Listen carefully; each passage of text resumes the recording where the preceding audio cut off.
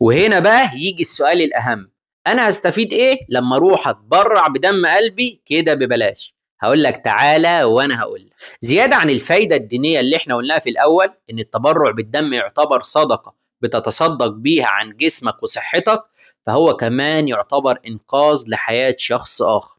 وربنا سبحانه وتعالى قال: ومن أحياها فكأنما أحيا الناس جميعا.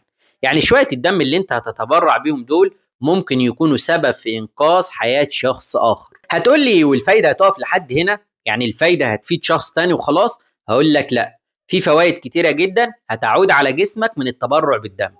أول فايدة هي تنشيط نخاع العظام.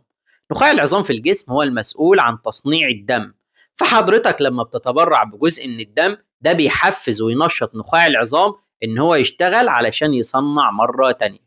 تاني حاجة بتحميك من خطر الإصابة بالسرطانات، وده بعد دراسة عملوها وجدوا فيها ارتباط ما بين التبرع بشكل متكرر وتقليل خطر الإصابة بسرطان الدم.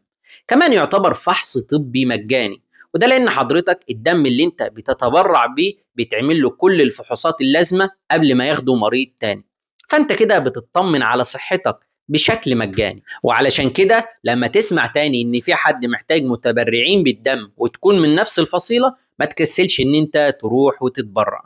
وبس كده، يا رب دايما تكونوا بخير. لو استفدت من الفيديو ما تنساش تعمل لايك وفولو عشان تشوف الفيديوهات الجاية، وسيب اي سؤال يخطر على بالك في الكومنتات وانا هجاوب عليكم كلكم. وشير في الخير علشان تاخد ثواب نشر العلم.